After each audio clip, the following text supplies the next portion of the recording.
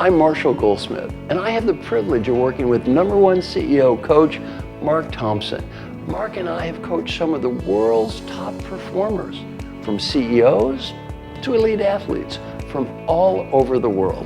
What they all have in common is a need.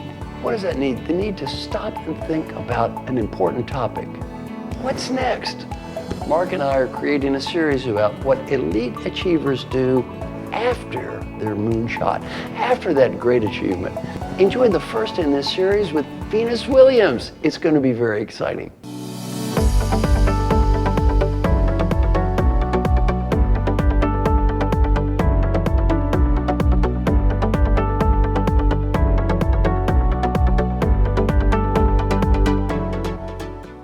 Venus, one of the things that I think is so exciting to me when I look at this empowering message of the businesses, is that a message that you'd like to send to people? Does it have to have that core mission? It should be something that you love, that you know, that you have some talent, but should it be taking a position or having an attitude? Talk a little bit about that, because 11 itself is about being better than a 10.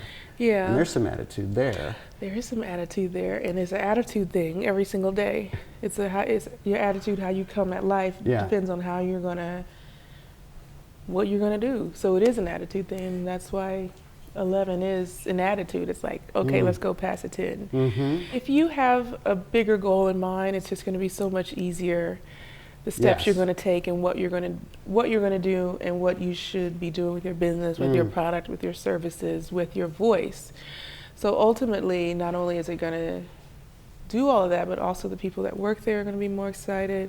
The people who are buying the product are going to be very loyal to it. And nowadays, it's really about the story. And of course, you can have horrible product. Yes, right. That's not going to work, but no, it needs to be a great product and needs to have some context. Ideally, it has all the context. Hopefully, a community that can get behind it. And you see some brands that maybe don't have that are still great, but more and more brands now have a purpose, and it makes working toward your goal so much more meaningful and so much more stronger, and you're so excited on a daily basis to do that.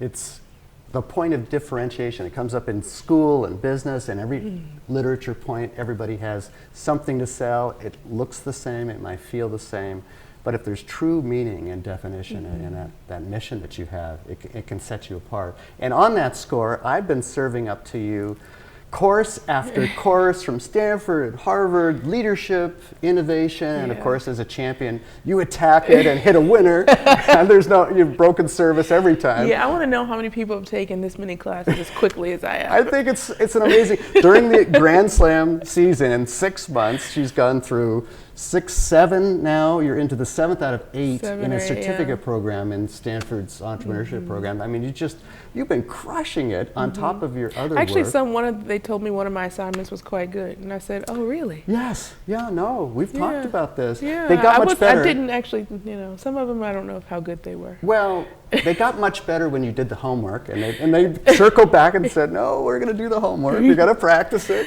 That's like getting out on the court. We could talk about the strokes, and then we have to actually hit them.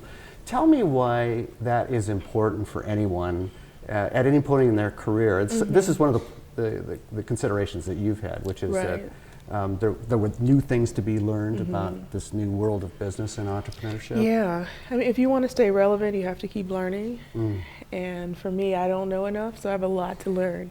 And I don't mind that. It's exciting, and I'm better. I'm a better boss, I'm a better leader, and all of those things when I'm learning. And I have more tools, I'm well equipped to make the best decisions. So if you stop learning, you become a relic. And I enjoy that process. I'm a nerd, but the nerds are ruling the world. So. I'm going to say they got a pretty good track record Exactly. In terms of who actually gets the last laugh. Yes. When you've taken these courses, have you been surprised at some of the concepts that have come up? Yeah. The courses I've taken, I'm very excited about them because it's stuff that I can use right away. A lot of times when you're in academia, yes, exactly. I've taken a ton of courses and you walk out and you can hardly use it. What happened? You walk out like, now what? Yeah. Why did I do that? But right. I got an A. I don't remember the exam. Exactly. I learned so much theory, and now I'm in the real world and it's not theoretical. Yes. Yeah. And disservice. also, I don't learn well with theory. I just don't. So it's just like, tell me what's real and I'll actually use it. And test it too. You know, you'll Yes. stress test it. You got to work it. Yeah, so what I've enjoyed about these classes is that I want to explore a subject like leadership or negotiation or Time management. We Time took a time management, management course. time management. She broke the record in time management. like- She took a 4-hour course in 42 minutes. It was you just killed it on that I one. process the information so quickly though, I have to like watch it and fast forward. And then if something is quite very, very, very new or just really different, then that's when I watch it in real time. But I have to watch it quickly. Yeah, well, that was absolutely evident because the physics just didn't work otherwise to get it done that fast. And we realized we needed 3 settings. We needed the kind of the average, we needed the ambitious, and then the Olympian setting. So that she's going to get the 4th medal in this, and you did. And we'll have to make sure we have an appropriate ceremony for this.